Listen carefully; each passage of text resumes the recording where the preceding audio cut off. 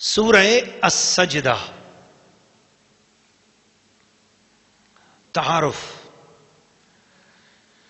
ناظرین و ناظرات، سامعین و سامعات، سورہ السجدہ مکیہ ہے. اس میں 3 رکوع ہیں، 30 آیات ہیں، 380 کلمات ہیں، 1518 حروف ہیں. اس کا زمانہ نزول مکہ مکرمہ کا متوسط دور ہے، اور ترتیب میں بھی ایک روایت یہ ہے کہ سورہ لقمان کے بعد ہی ہے. سورہ لقمان کے بعد ہی نازل بھی ہوئی، اور ترتیب میں بھی قرآن مجید کے اندر سورہ لقمان کے بعد ہی اسے رکھا گیا. اس میں توحید پر گفتگو کی گئی ہے، آخرت پر، رسالت پر، قیامت کے مناظر بتائے گئے، ماننے والوں کے واقعات بھی اور نہ ماننے والوں کے واقعات بھی بیان کر کے حقیقت آخرت، حقیقت رسالت، حقیقت توحید پر کھل کر بات کر دی گئی، تاکہ ایمان والوں کا ایمان اور مضبوط ہو جائے اور ان کے اندر یقین اور ایمان کامل طریقے سے پختہ ہو جائے. اس کے خواص میں سے یہ ہے کہ جس شخص کو کالی کھانسی ہو یا دمہ کی تکلیف ہو، سانس کا مرض ہو، یا جس کے سینے کے کچھ امراض ہوں، یا پھیپھڑوں کا مسئلہ ہو، لنگز کا مسئلہ ہو، اس سورت کو 7 بار پڑھ کر دم کیا جائے، اور ہر 7 دن کے بعد اس دم کو پھر دہرایا جائے، اور 7 ہفتے یہ عمل کیا جائے، تو انشاءاللہ اس کی کالی کھانسی یا دمہ یا پھیپھڑوں کی تکلیف یا سانس کی اور سینے کی ساری تکلیف دور ہو جائے گی. اللہ تعالیٰ قرآن مجید کی آیات سے ہم سب کو شفا نصیب فرمائے. اس کے دوسرے رکوع کی آیت نمبر 15 میں سجدے کی خوش نصیبی بھی ہے، سجدے کی خوشخبری بھی ہے. انشاءاللہ العزیز سجدہ آئے گا، ہم اللہ پاک کی بارگاہ میں دعا کریں گے، سجدہ کیا جائے گا. اللہ تعالیٰ سجدے میں گر کر سجدہ تلاوت کرنے والوں کی ساری دعاؤں کو قبول اور منظور فرمائے. سورہ السجدہ رکوع نمبر 1 تلاوت. بسم اللہ الرحمن الرحیم. اللہ کے نام سے شروع جو نہایت مہربان رحم والا. الف لام میم. تنزیل الکتاب لا ریب فیہ من رب العالمین. ام یقولون افتراه بل هو الحق من ربك لتنذر قوما ما اتاهم من نذير من قبلك لعلهم يهتدون. الله الذي خلق السماوات والارض وما بينهما في 6 ايام ثم استوى على العرش ما لكم من دونه من ولي ولا شفيع افلا تتذكرون. يدبر الامر من السماء الى الارض ثم يعرج اليه في يوم كان مقداره 1000 سنة مما تعدون. ذلك عالم الغيب والشهادة العزيز الرحيم الذي احسن كل شيء خلقه وبدأ خلق الانسان من طين ثم جعل نسله من سلالة من ماء مهين ثم سواه ونفخ فيه من روحه وجعل لكم السمع والابصار والافئدة قليلا ما تشكرون. وقالوا أإذا ضللنا في الأرض أإنا لفي خلق جديد بل هم بلقاء ربهم كافرون. قل يتوفاكم ملك الموت الذي وكل بكم ثم إلى ربكم ترجعون.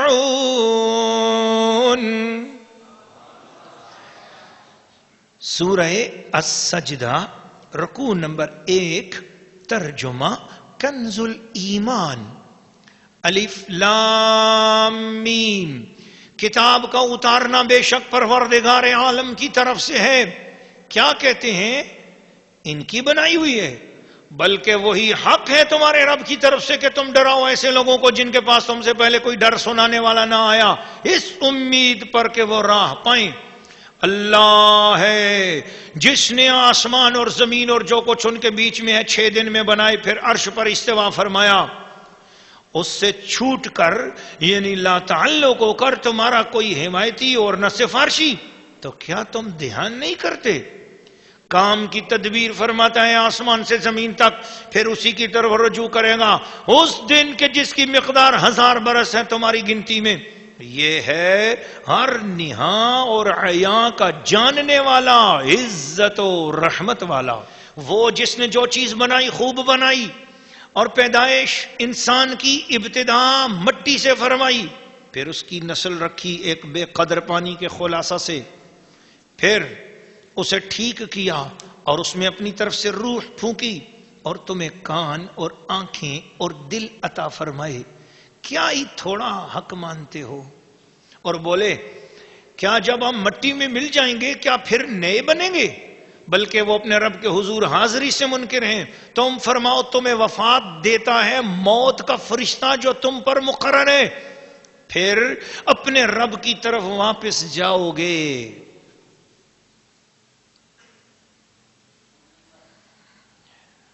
سورہ السجدہ رکوع نمبر 1، تفسیر۔ ناظرین و ناظرات و سامعین و سامعات، اللہ کے پیارے بندوں، رسول پاک صلی اللہ علیہ وسلم کا ادب اپنے دل میں رکھ کر پاکیزہ کلام قرآن مجید کی آیات کو سننے والے خواتین و حضرات، اس رکوع میں اللہ کریم نے سورہ السجدہ کے پہلے رکوع میں زمین و آسمان کی بات اور اس کے درمیان جو کچھ ہے اس کی بات، اپنی تدبیر کی بات، اپنے عالم الغیب و شہادہ ہونے کی بات، اپنے عزیز و رحیم ہونے کی بات، انسان کی تخلیق کی بات کرنے سے پہلے یہ فرمایا کہ یہ وہ کتاب ہے جس میں کوئی شک نہیں، جو بات قرآن میں ہے وہ حق ہے۔ اب افسوس ان کافروں پر ہے جنہوں نے یہ کہا کہ یہ دل سے اپنے پاس سے گھڑا ہے قرآن۔ استغفر اللہ العظیم۔ بل هو الحق، یہ قرآن حق ہے، لتنذر قوما ما آتاهم من نذیر، تاکہ آپ ان لوگوں کو ڈراؤ جن کے پاس تم سے پہلے کوئی نذیر نہیں آیا۔ من قبل کا، آپ سے پہلے کوئی نذیر نہیں آیا۔ ایک ہوتا ہے ناظر جو قبل از وقت آگاہ ہو، ضروری نہیں کہ کسی دوسرے کو بھی قبل از وقت آگاہ کر سکے، اور ایک ہوتا ہے نذیر، یہ وہ ہوتا ہے جسے خود بھی قبل از وقت آنے والے حالات کا پتہ ہو اور جسے چاہے پردہ اٹھا کر آنے والے حالات کا مشاہدہ بھی کرا دے، اور ان خطروں کے حوالے سے بتا بھی دے۔ میرے رسول کی شان نذیریت سنو۔ ایک دن رسول پاک صلی اللہ علیہ وسلم نے اپنی گود میں امام حسن کو بٹھایا ہوا تھا اور ان سے پیار کر رہے تھے، تو اس درمیان میں صحابہ کرام آئے اور دیکھا کہ حضور اپنے بڑے نواسے سے پیار کر رہے ہیں، اور یہ حدیث شریف تقریباً صحاح کی کتابوں میں موجود ہے اور سنی اور شیعہ کی دونوں کی کتابوں میں موجود ہے کہ اللہ کے پیارے حبیب نے امام حسن کو دیکھ کر فرمایا ھذا ابنی سید، یہ میرا بیٹا سردار ہوگا، لعل اللہ یصلح بہ بین الفئتین العظیمتین، ایک وقت آئے گا کہ میری امت کے اندر بہت خون خرابہ ہو جائے گا، بڑی لڑائیاں ہو جائیں گی، بہت خون خرابہ ہوگا، دو گروہ آپس میں لڑ پڑیں گے، اور اللہ ان دونوں کے درمیان اس میرے بیٹے حسن کی برکت سے آپس میں صلح کرا دے گا۔ یہ وقت سے پہلے آگاہ کرنے والی بات، یہ ہے شان نذیریت۔ ایسے حضور علیہ الصلوۃ والسلام نے بے شمار واقعات ہیں حضور کے نذیر ہونے پر، اللہ ان واقعات کی بات نہیں کرتا، اس عہدے کی بات کرتا ہے جو اپنے محبوب کو اس نے عطا کر دیا ہے۔ حدیثیں پڑھیں اور حضور کی سیرت کا مطالعہ کریں، اور تفسیر میں بے شمار ایسے واقعات ہیں، میرے پاس وقت نہیں، میں نے صرف ایک واقعہ آپ کو سنا ہے، اس طرح ایسے بے شمار واقعات ہیں۔ حضور خانہ کعبہ میں جانا چاہ رہے ہیں، خانہ کعبہ کے اندر نماز پڑھنے کے لیے، مکہ مکرمہ کی بات ہے۔ عثمان بن طلحہ چابی بردار تھا، آپ اس کو ہنڈوں نے، مکے کے ہنڈوں نے کہا دیا کہ حضور صلی اللہ علیہ وسلم اگر چابی مانگے تو ان کو چابی نہ دینا کعبے کی۔ حضور اندر جانا چاہ رہے تھے، عثمان بن طلحہ سے کہا کہ چابی دو، میں اندر جا کے نماز پڑھنا چاہتا ہوں، میں اللہ کی عبادت کرنا چاہتا ہوں۔ عثمان بن طلحہ نے کہا میں چابی نہیں دیتا۔ بس اتنا کہنا تھا، شان نذیریت جلوہ گر ہو گئی۔ حضور علیہ السلام نے فرمایا عثمان مسکرا رہے ہیں حضور، وہ دن کیسا ہوگا جب اس کعبے کی چابی میرے ہاتھ میں ہوگی اور میں جسے چاہوں گا دوں گا۔ عثمان نے کہا ایسا کبھی نہیں ہوگا، حضور نے فرمایا ہوگا اور تو دیکھے گا۔ جس دن مکہ فتح ہوا، عثمان بن طلحہ کے بارے میں آتا ہے کہ وہ اس سے پہلے مسلمان ہو چکے تھے، اور بعض روایتوں میں آتا ہے کہ وہ اسی دن مسلمان ہوئے۔ بہرحال جو بھی روایت ہو کہ حضرت عثمان بن طلحہ کے گھر اس کی چابی اس کی ماں کے پاس تھی، تو پیغام بھیجا کہ چابی لاؤ کعبے کی، حضور مانگ رہے ہیں۔ تو عثمان بن طلحہ کی ماں کو نہیں پتا تھا کہ باہر کیا حال ہو چکا ہے پورے مکے میں، تو اس نے کہا چابی نہیں دیتی۔ عثمان بن طلحہ نے کہا آج چابی نہیں دے گی، تیری گردن اور میری گردن دونوں کٹ جائیں گی، دے دے چابی۔ آج محمد تو چابی کی بات کرتی ہے، آج سارا کعبہ ہی محمد کا ہو چکا ہے۔ چابی عثمان بن طلحہ لے کر آیا، جو ہی حضور صلی اللہ علیہ وسلم کی بارگاہ میں پہنچا، حضور نے عثمان بن طلحہ کو دیکھا، وہ خواب نے خانہ کعبہ کی چابی لیے کھڑا ہے۔ حضور نے فرمایا عثمان یاد ہے وہ بات جو میں نے تجھ سے کہی تھی؟ یہ ہے شان نذیریت کہ قبل از وقت آگاہ فرما دیتے، اچھے انجام سے بھی برے انجام سے بھی، اور برے انجام سے آگاہ فرمائیں تو اس کا خاص نذیریت سے تعلق ہے، اچھے انجام سے حضور آگاہ فرمائیں تو یہ حضور کا منصب بشیریت بھی ہے۔ میرے آقا صلی اللہ تعالی علیہ وسلم اتنی بے شمار مجھے اس وقت احادیث بخاری شریف، مسلم شریف، ترمذی شریف، ابن ماجہ کی یاد آ رہی ہیں کہ کہیں ایسا نہ ہو کہ میں حضور علیہ الصلوۃ والسلام کی اسی شان کی طرف بیان کرتا رہوں۔ اللہ تعالیٰ کرے ایسا کوئی موقع آئے کہ پھر حضور کی شان نذیریت پر ہم گھنٹوں گفتگو کرتے رہیں، آمین، سبحان اللہ۔ پھر فرمایا قیامت کا دن کافروں پر 1000 سال سے 50,000 سال جتنا دراز ہو جائے گا۔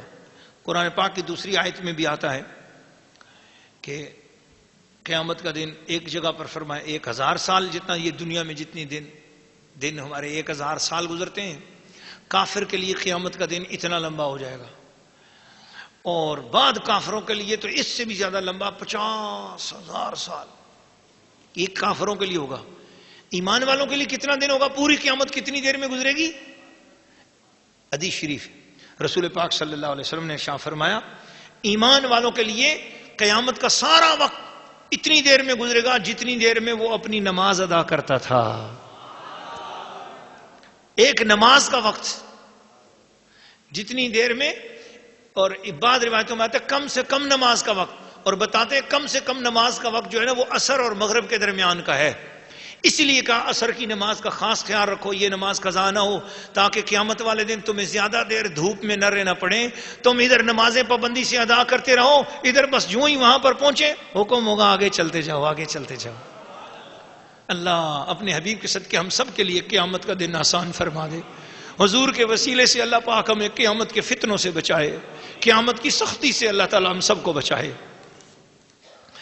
پھر انسان کی تخلیق کا بھی ذکر کیا، اور یہ بھی فرمایا کہ تم لوگ اپنی ذات پر غور کر لو، اللہ تعالیٰ کی نعمتوں پر غور تو کرو، لیکن اپنے اوپر غور کرو کہ تمہیں بے قدر پانی کی پھٹکی سے ہم نے بنایا ہے، تو کم از کم اپنی ذات پر غور کر لو کہ تم زندگی بھر لگو۔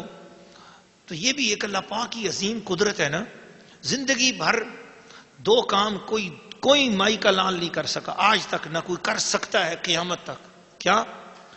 اندھیرے میں اس کو بٹھا دو، بڑے سے بڑا مصور ہو، بڑے سے بڑا آرٹسٹ ہو، اسے اندھیرے کمرے میں بٹھاؤ اور اس کے سامنے پانی کا برتن رکھ دو، اسے کو اس برتن کے اندر تصویر بناؤ، وہ کہے گا پانی میں کبھی کوئی تصویر بنتی ہے، اور وہ بھی اندھیرے میں؟ تو اللہ تعالیٰ فرماتا ہے کہ ماں کے رحم میں 3 اندھیرے ہوتے ہیں، 3 اندھیرے، رحم کا اندھیرا اور بچے دانی کا اندھیرا اور پھر اس کا پردہ، یہ 3 اندھیرے ہوتے ہیں، ظلمات ثلاث قرآن نے اس کو کہا، اور آج کی سائنس بھی کہتی ہے کہ 3 ہی پردے ہوتے ہیں۔ تو وہ 3 پردوں کے بیچ میں پانی ہی پانی ہے، اور اس میں مرد کا قطرہ پہنچتا ہے، اس پانی کے ساتھ اللہ پاک نے تمہاری تصویروں کو تخلیق فرما دیا ہے۔ تمہیں بنا دیا ہے انسانوں، مردوں، عورتوں، غور کرو، اس رب کریم نے تمہیں اندھیروں میں رکھ کر اتنی خوبصورت شکلیں صورتیں عطا کی، تمہیں اتنا حسن دیا، اتنی دانائی دی، تمہاری تصویریں وہاں بنائی جہاں کوئی دنیا کا مصور نہ بنا سکے، کوئی نہ کر سکے، بے مثل و بے مثال تخلیق، بے مثل و بے مثال وہ خالق. اس کا حق یہی ہے کہ اس کے ساتھ کسی کو شریک نہ کیا جائے.